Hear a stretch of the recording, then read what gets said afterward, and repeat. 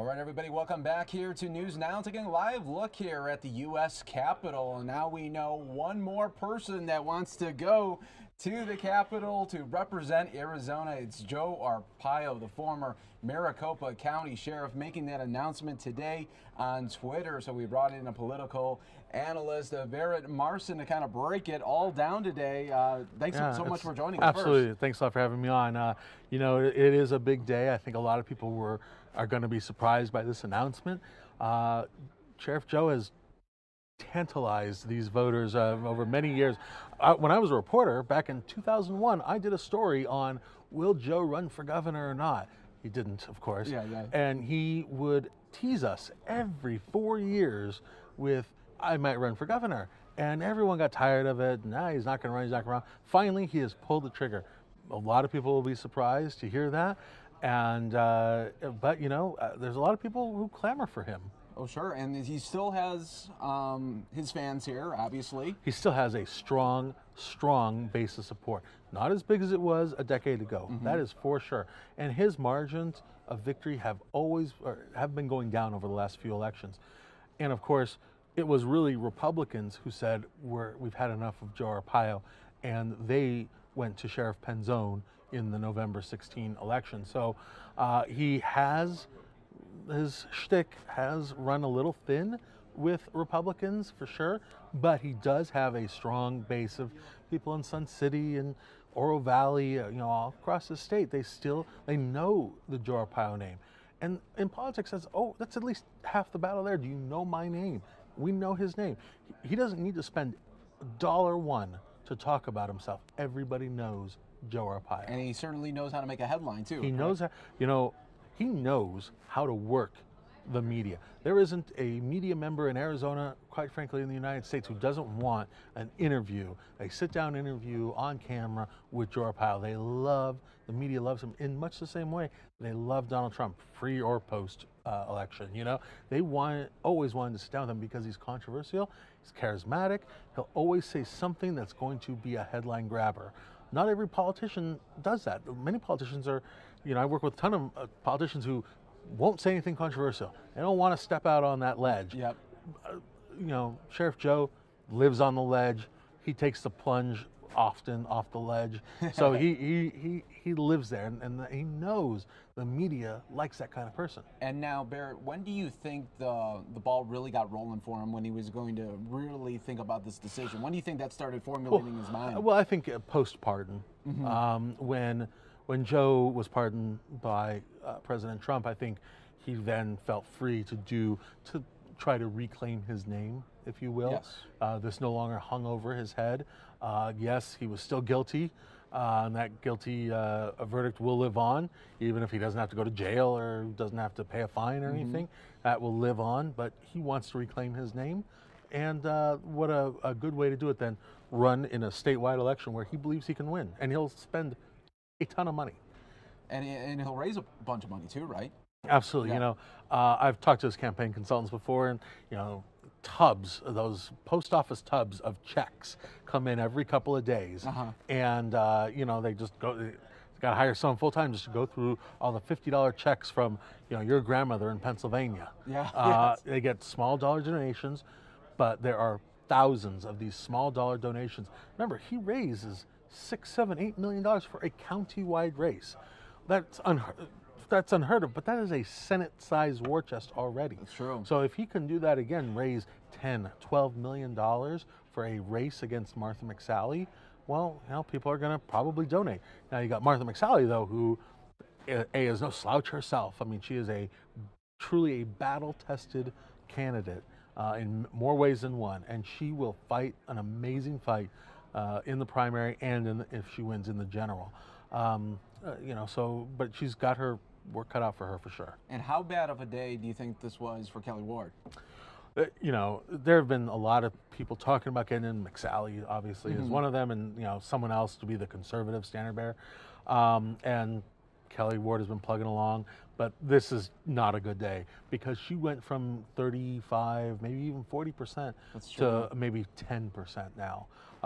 The same people, most of the same people who support Joe Arpaio support Kelly Ward. but they really know Joe Arpaio, so they're really going to probably stick to him more than Kelly Ward. She could be a spoiler, she could still get enough votes to keep Sheriff Joe from winning, but I mean, this is not a good day for. I mean, she's had many more bad days on a campaign trail than good days, and this is a horrible day. Yeah, yes. yeah. Now, could you imagine if you were one of the people that you had already something in the works today that you were going to announce? You just have to pull back. I know. Right? Well, absolutely. I mean, this is a bad day to make any other kind of news Yes. in Arizona. Sheriff Joe, as he often does, just sucks all the oxygen out of the room for any other news story. It's going to have to, well, you just don't. I mean, you immediately pull back. There was sort of a leaked invite for some campaign events for McSally, who was yet to actually announce, but Friday it seemed like she was going to do it. And that leaked early this morning. And then a couple hours later, the Sheriff Joe news broke, and I don't know that many people are talking McSally. That hurts her today, but we still have 8 months to go for an election, and she's going to have plenty of time, plenty of money to get her message out. And Joe doesn't need to do much to get his message out. He just needs to sit back and do an interview with Fox, go on Fox News, yes.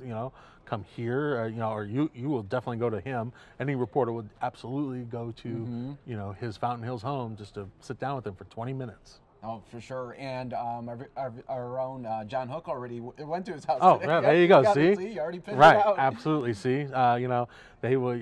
Anybody will schlep that 30 miles or whatever it is to Fountain Hills rather, to go and interview him. You just know he's going to say something that is newsworthy, and he talks in sound bites. I mean, right? He really he does. talks in sound bites, and reporters don't care what he says, so long as he says something that's interesting, that makes their story better. As a former reporter, I know we just want a good story. We don't care where it goes necessarily, just a good story. And Sheriff Joe provides that talking point almost all the time. There you go. And now, when do you think President Trump will start mentioning his name? Do you think he will, or do you think Absolutely. Joe was an ardent supporter of President Trump on the campaign trail. I don't see President Trump staying neutral in this race. I see him coming out here, the two of them on the same stage, maybe in Fountain Hills. They've already done that once together, it'll be the thank you tour and the, pitch Sheriff Joe, have him join me in the Senate, get rid of that bum flake and send this guy to me. So, I'm sure that he will do the things that he can do as president to help Joe. Clearly, he's been burned in Alabama, but this is not Alabama, and Sheriff Joe is not. God, I've forgotten his name. It's so great. We have forgotten Roy Moore. Roy Moore. He has got just as much baggage, if you will. Oh yeah. But it's a different kind of baggage, and Joe remains very popular here in Arizona amongst the grassroots people. So it'll be up to Martha McSally to, really pierce, to work hard to pierce, to show what kind of fighter she is. And come November, I mean, really, all eyes will be on Arizona. I mean, this is going to be one of those where a lot of the national input is going to be too. It's a crazy year for Arizona. We have at least 3 open congressional seats. We have an open Senate seat, and there's always resignation talk for John McCain, that he could decide to give it up and spend his days in Sedona, so there's always that. So we could literally have 2 Senate seats up for election as well. But Arizona is going to be a hotbed. I mean, there's going to be a lot of money spent here in the state. There's going to be a lot of people really watching Arizona and how it goes. And Democrats have, let's face it, they have a good chance of doing some real damage here. And maybe capturing. Kirsten Sinema is a hard worker. We all know that. Mark Kelly, former astronaut, married to former Congresswoman Gabby Giffords, is rumored to, if there is an opening in the 2nd Senate seat, he would want to run for that. So, Arizona is going to be really focused on this coming year. It'll really be up for grabs too. Absolutely. So that's a lot of people are going to be excited absolutely. about that. And now, what do you think from here on out till November? What does Arpaio do? Continue to raise money? Right. I think first of all, here on out till August, that's when the primary is. So he will raise money, and he won't have to do much to raise money. He will raise money, and he doesn't have to do the traditional campaign things that Martha McSally's going to have to do, because again, he's known. His name ID is 100%. Yes. Nobody is unaware of who Sheriff Joe Arpaio is. So his name ID is there. He doesn't have to do the retail politics necessarily that other candidates have to do. So he'll give interviews to Der Spiegel in Germany or some Japanese newspaper, and he will do TV interviews on Fox, and he will run a low-key campaign probably, but one where people are coming to him and always trying to get 5 minutes with him. Sure. So, but he does not have to, he's not having to go back to Washington, D.C. and do some dialing for dollars. He just has to send out some fundraising emails, and those checks will roll in. They'll roll right in. Absolutely. Wow. Now, do you think he'll frame it as, people didn't think President Trump was going to be the next president. I did. I was for him. And this is kind of the situation that I'm in now. People might not think I'm going to do it, and I could do it. Well, again, in politics, name ID is just so much of the work. So while people are, like Martha McSally has to create her brand, Joe Arpaio has a brand. Yes. For good or bad, he has a brand.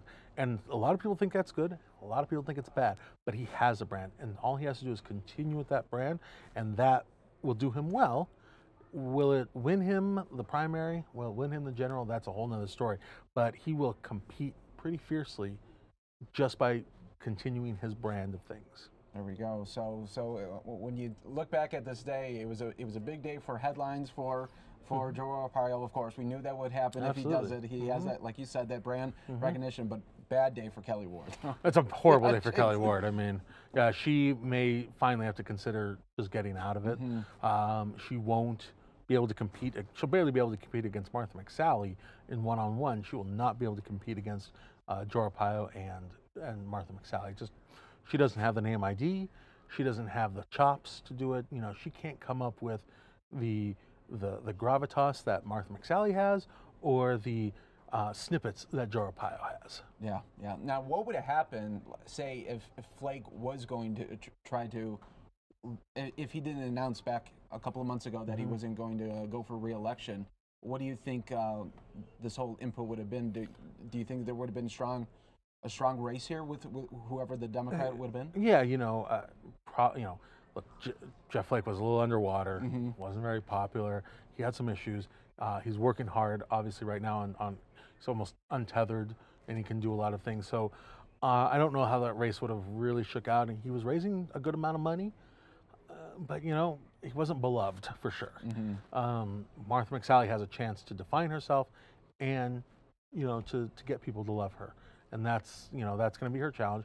Joe Arpaio is both beloved by many and hated by just as bad as many. So again, he's already been defined. There's no attack that Kelly Ward can do to sway people not to support Joe Arpaio and rather to support her. People already know Joe. There you go. They know Joe, and it'll be up to the voters there come August. Yes, absolutely. To see how it all fares up. But Barrett, thank you so much for coming on and really breaking it down for us. Absolutely. Thank you. Big day in Arizona politics and nationwide as well. Absolutely. Everyone's covering it. Yes, thank you.